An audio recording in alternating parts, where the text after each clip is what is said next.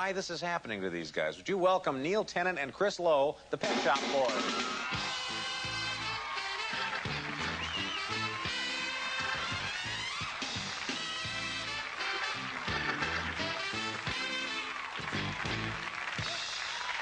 Wow. The Pet Shop Boys. Well, now, I have to say, when I found out that you guys were going to be on the show, I was very excited about it. But I have to say, I was a little disappointed that you weren't going to play on the show. You weren't going to perform for us. Now, but then I find out this is part of the deal. Can you tell me why you don't perform? Well, the Pet Shop Boys, we've been together for about 7 years now, and really we function as songwriters and recording artists, if you want to put it that way. And the purpose of what we do really is to go into a studio and produce what we think are outstanding, unusual songs that have, you know, a really different, big sound from everyone else. And so when you do that, the natural thing is not to go out onto the road when you make a record like It's a Sin. I don't know if you've heard of it. It's a very big-sounding record with thunderclaps, you know, a kind of Catholic disco record. A Catholic disco record? That was the idea, make a Catholic disco record. Because there aren't enough of them, are there? The natural thing is not to go out on the road and tour it. You know, you don't sit there and say, "Wow, this would sound great live." So far, you know, we haven't done that. Yeah. Now, so there is no Pet Shop Boys band, so to speak. This is the Pet Shop Boys band. Yeah, this is the Pet Shop. And a machine. Did you hear what they said? It's the two of them and a machine. What kind of a machine are we talking? Well, we've just bought this Fairlight. It's this computer thing, and when you switch it on, it plays 16 parts at the same time. So, you know, with that, you're kind of well away, really. Yeah, so the two of you and a computer are making this music. That's right. Do you play the guitar or drums? I can play the guitars, Dappens, but I don't on record now. You don't on record? No, I don't. Well, actually, I don't play it well enough, really. Occasionally, I write songs or the ideas for chord change and stuff on guitar.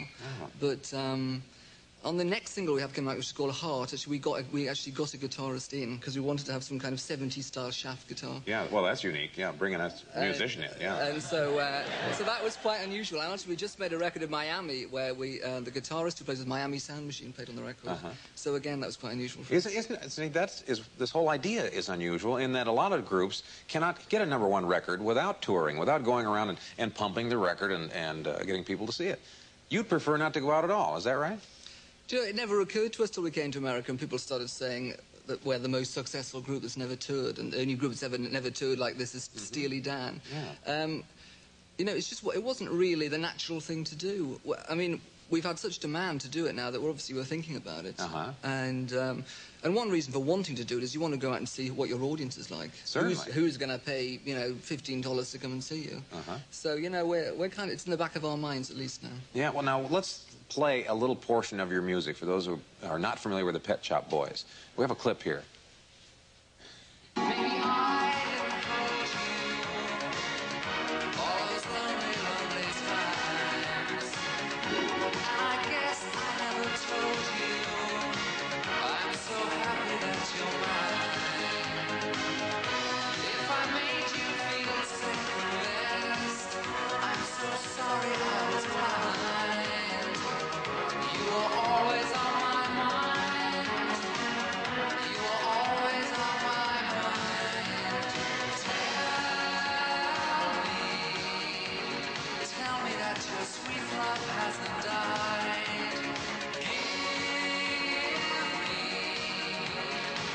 Just to keep you satisfied,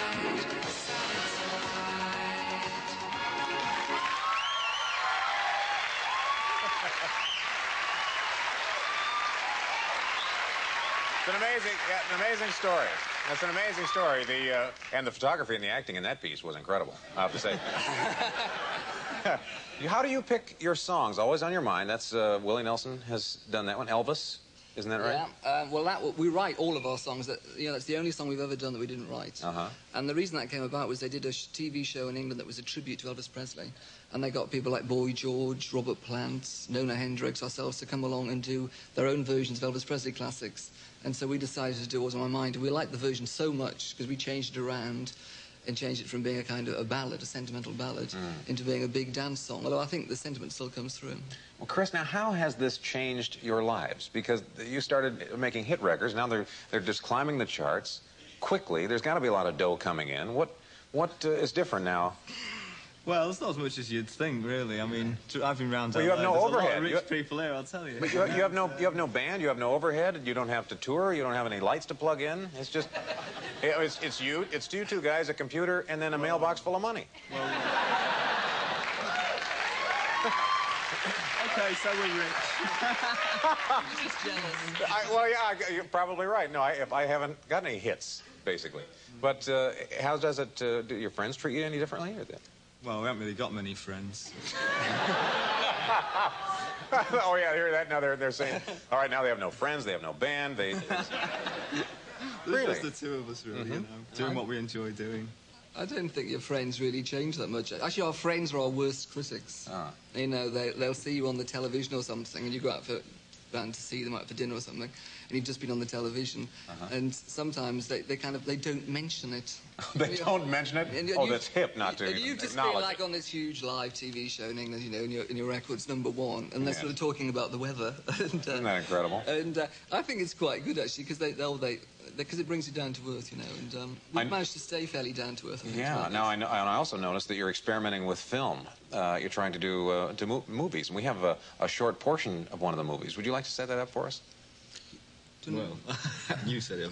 Okay. Well, Yeah. this is the film is kind of like a strange day in the life of the Pet Shop Boys, and it starts in the morning with us running away from a seaside resort in England. And at this point, we've bought a car. We've just picked up a psychopath in the car and escaped from him, and now we're going to get a cup of tea or a meal in a transport cafe. Oh, so it's just a normal day in the life of the Pet Shop Boys. An everyday kind of experience. Okay, let's take a look.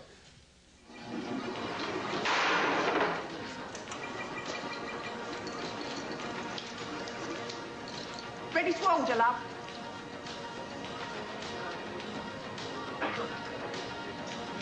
Ready to order?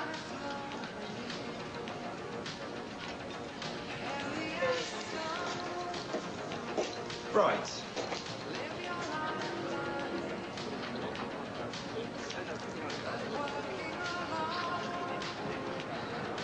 We'll start with the oysters, and then like the fillet of sole, Belgique. Fillet of sole, Belgique. Anything to drink? The Chateau Latour, 1942. The Chateau Latour, 1942. Nice year.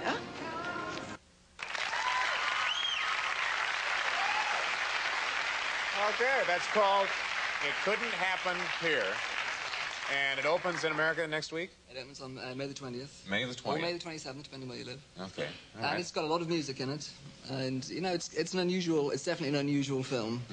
It's in terms of music films, it's more like say Tommy than A Hard Day's Night. You know, it's got a lot of music in it, and it's quite exciting. I find the whole experience here, the whole Pet Shop Boys experience, unusual. And we look forward to that is another the album. idea. Because, well, the music is very, very good. And you have another album coming out, when would you say? I think we might have a new album. We're doing an album of kind of dance mixes coming out in the autumn. Okay, well, when you go back, say hello to the computer for me and thank him. This is Neil and Chris, Pet Shop Boys. All right, we have coming up a performance from Ken Sonkin. After this break, stay with us.